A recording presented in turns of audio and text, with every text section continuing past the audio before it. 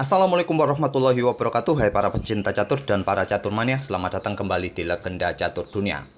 Saya akan meneruskan sedikit lagi kawan permainan Vasily Ivanchuk, atau julukannya atau nama panggilannya adalah Chucky.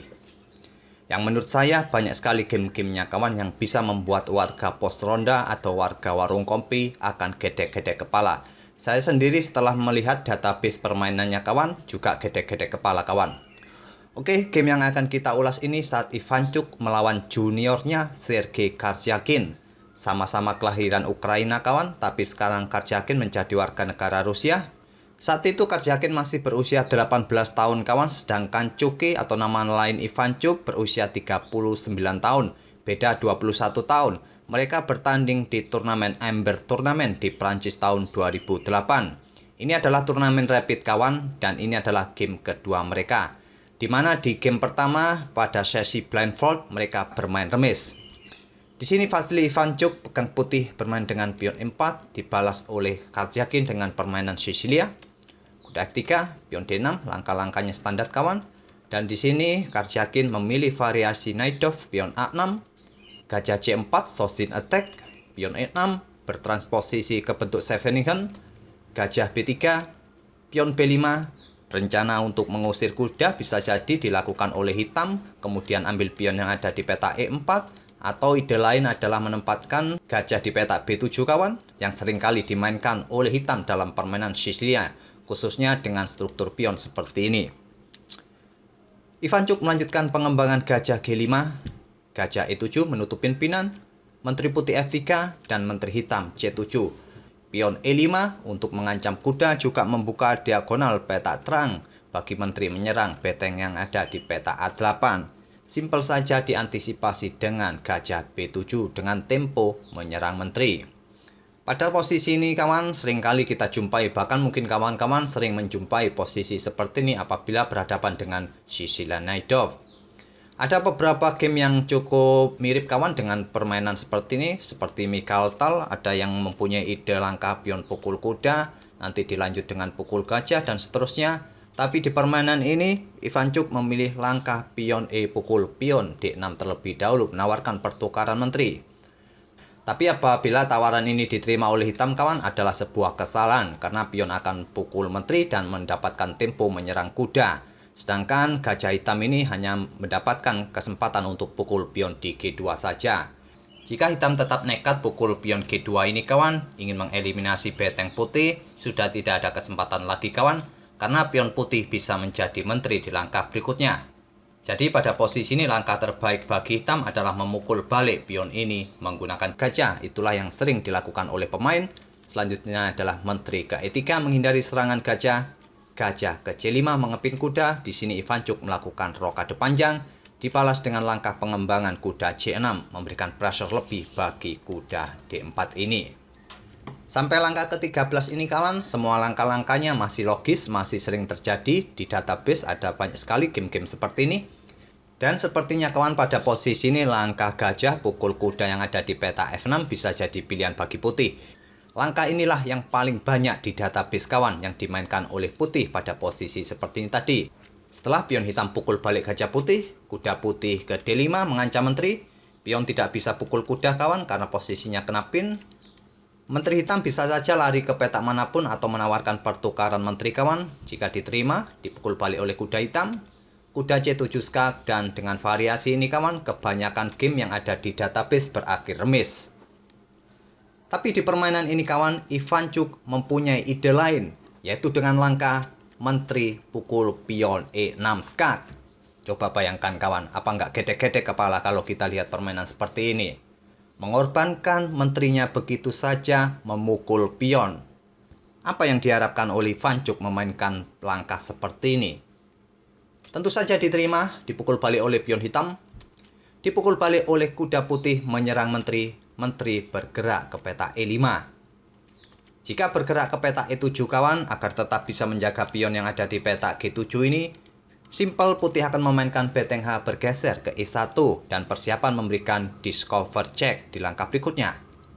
Tentu saja langkah terbaik adalah hitam mengembalikan keunggulan menterinya kawan. Tapi jika dilanjutkan dengan variasi ini, permainan masih cukup menarik dilanjutkan oleh kedua pemain. Tapi pada posisi ini, Karjakin memilih peta E5 untuk menterinya, dibalas dengan langkah kuda pukul pion G7 skak.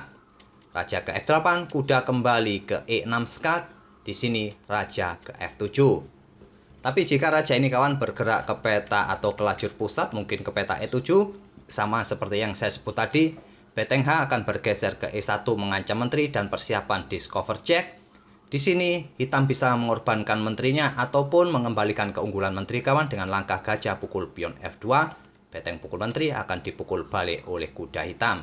Dan seperti yang kalian lihat, walaupun putih di sini unggul 2 pion kawan, tapi hitam masih mempunyai sepasang beteng dan unggul perwira di sini.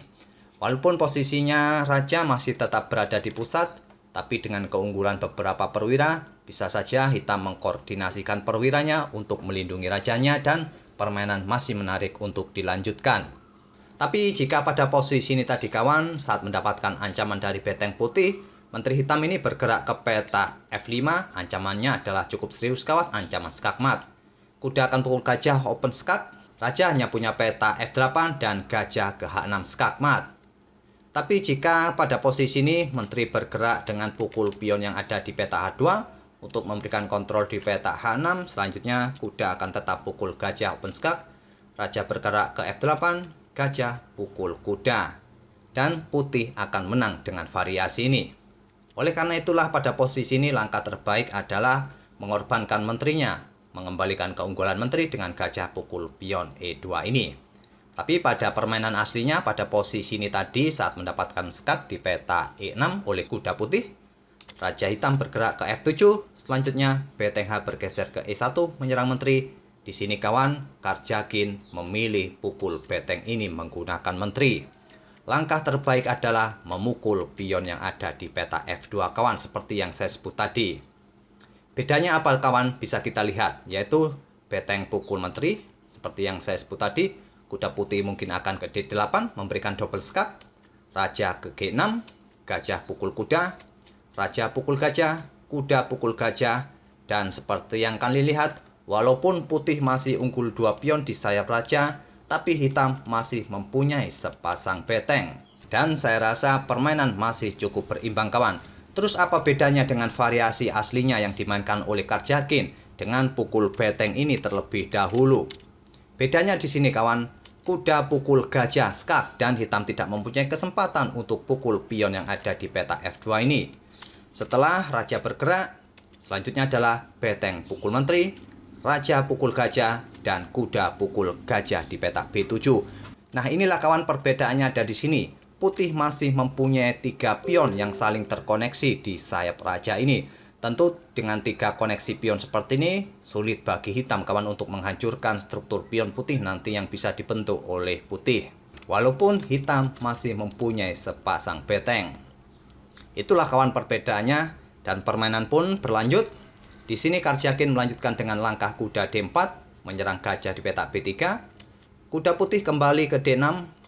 Beteng H bergeser ke F8, persiapan untuk menyerang pion yang ada di peta F2 kawan. Pion didorong maju ke F3 untuk mendapatkan kontrol E4 serta peta G4 dibalas dengan pion B4. Kuda ke E4 skak menantang pertukaran kuda diterima oleh hitam dan dipukul balik menggunakan beteng. Ini untuk membatasi pergerakan raja hitam kawan yang ingin maju ke depan mungkin dan juga dengan tempo menyerang kuda. Kuda pun ambil gajah di B3 skak dipukul balik oleh pion A, pion A5, beteng ke G4 skak, raja mundur ke F6, kuda ke E4 skak, raja ke E5, dan beteng bergeser ke H4. Persiapan untuk mengeliminasi pion H ini kawan, selanjutnya pion A4, pion pukul pion, dipukul balik, kuda ke C5 oleh Ivan Juk. Mengancam beteng dan juga kawan jika hitam tidak berhati-hati di langkah berikutnya kuda juga bisa melakukan skak garbuan bagi beteng yang ada di peta F8. Karjakin melangkahkan betengnya terlebih dahulu ke A1 dengan tempo raja ke D2, beteng ke G8, simple, pion didorong maju ke G3 menghindari ancaman beteng hitam, beteng hitam ke F1, raja putih ke E2, melindungi pion sekaligus menyerang beteng, beteng ke B1 menyerang pion yang ada di peta B2. Sebetulnya pion ini cukup aman kawan walaupun pada posisi ini putih melanjutkan pukul pion yang ada di peta H7. Karena jika beteng ambil pion ini, selanjutnya adalah kuda putih ke D3 dan beteng hitam akan tewas. Tapi langkah terbaik pada posisi ini adalah memukul pion di B4 sama seperti yang dilakukan oleh Ivanchuk.